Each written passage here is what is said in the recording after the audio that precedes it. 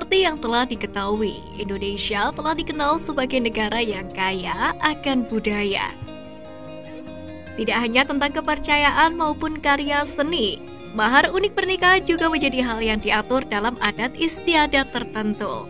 Mahar atau yang biasa disebut sebagai mas kawin adalah suatu harta yang diberikan oleh calon mempelai pria saat akan meminang seorang wanita.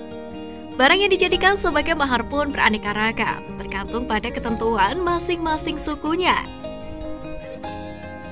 Beberapa masyarakat dalam sebuah suku menganggap bahwa jenis mahar tertentu dapat membawa berkah bagi rumah tangga kedua mempelai di masa depan. Nah, adat mana sajakah yang bisa menerapkan mahar pernikahan unik bagi masyarakat keturunannya? Simak ulasannya yang dirangkum dari berbagai sumber sebagai berikut. Yang pertama, adat Aceh. Daerah istimewa yang begitu lekat dengan kebudayaan Islam ini memilih untuk menggunakan emas sebagai patokan mahar pernikahan. Ada berbagai macam tradisi yang dipegang teguh oleh masyarakat berdarah Aceh. Salah satunya adalah mahar pernikahan yang biasa disebut sebagai mayam.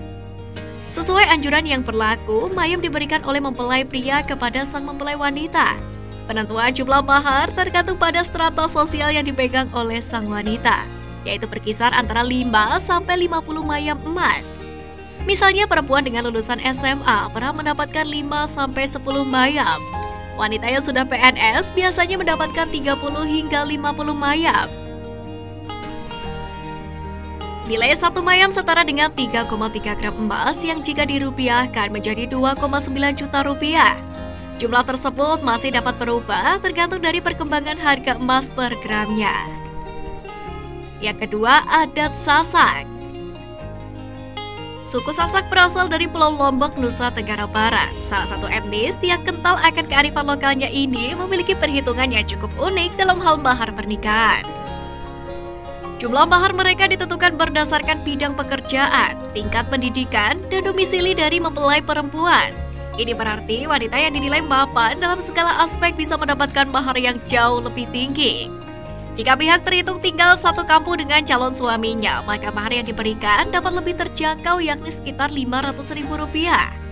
Lain halnya dengan mempelai wanita yang tinggal jauh dari kediaman laki-laki, mahar yang diberikan bisa mencapai Rp50 juta. Lalu yang ketiga, adat Bugis. Siapa yang tidak tahu dengan keunikan uang panai dari pernikahan adat Bugis Sulawesi Selatan? Meski tidak termasuk dalam golongan mahar akad nikah, namun uang panai wajib diberikan oleh pihak laki-laki kepada keluarga pihak perempuan saat akan memulai rencana pernikahan. Uang panai sejatinya adalah uang belanja yang nantinya digunakan untuk memenuhi keperluan acara pernikahan. Dengan kata lain, uang panai harus dapat memenuhi seluruh kebutuhan prosesi yang ada hingga hari H. Tidak ada ketentuan khusus terkait jumlah uang panai yang harus disiapkan. Tetapi beberapa masyarakat Bugis akan mempertimbangkan status pendidikan dan pekerjaan dari sang wanita untuk menentukan besaran panai mereka. Contohnya, wanita lulusan S1 dengan pekerjaan yang mapan umumnya bisa mendapatkan uang panai hingga Rp100 juta. Hal ini kebanyakan orang cenderung menyukai perhelatan yang mewah dan sembarang. Itulah mengapa orang dengan strata sosial yang tinggi dapat dipastikan menerima uang panai yang tidak kalah tinggi. Yang keempat, adat Nusa Tenggara Timur. Provinsi Kepulauan Nusa Tenggara Timur juga memiliki mahar yang tidak kalah menarik. Mahar pernikahan oleh penduduk NTT biasanya disebut sebagai istilah belis. Beberapa dari daerah lainnya, belis hampir selalu diberikan dalam jumlah yang besar dan tidak dapat ditawar. Hal ini senada dengan kepercayaan masyarakat NTT yang mendukung bahwa pengantin perempuan baru dapat bergabung ke dalam suku suami apabila telah menyelesaikan jumlah belis. Belis sendiri dapat diberikan dalam bentuk yang beraneka ragam, mulai dari jumlah uang, hewan ternak, hingga benda berharga berupa kain adat, emas, gading, dan lain-lain. Setiap suku umumnya memainkan peran yang sangat penting dalam menentukan bentuk belis. Sebagai contoh, masyarakat Dawan memberikan belis berupa sirih pinak, Lama Holot berupa gading gajah, sementara Sumba memberikan tombak atau merapa sebagai bentuk penyatuan antar kedua keluarga.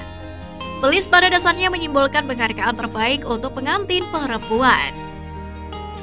Yang kelima, adat Padang Pariaman. Ada yang berbeda dari mahar pernikahan daerah yang satu ini. Capuik dikenal sebagai istilah dari tradisi pernikahan khas Kabupaten Padang Pariaman. Artinya pihak calon mempelai wanita lah yang harus memberikan sejumlah uang capuik atau barang berharga untuk calon suaminya sebelum akad nikah dilangsungkan. Banyak yang berpendapat bahwa capuik atau uang jemputan merupakan tanda untuk membeli seorang laki-laki. Padahal sebenarnya uang capuik adalah salah satu cara untuk memuliakan calon suami. Jumlah uang capuik tergantung pada kesepakatan dari kedua belah pihak keluarga serta status sosial sang pria. Nah, bila uang capuik berhasil diberikan, maka pihak laki-laki harus mengembalikan uang jemputan tersebut dalam jumlah harta kepada istrinya. Tradisi ini umumnya dilakukan pada saat prosesi manjakan mintuo atau kunjungan mertua.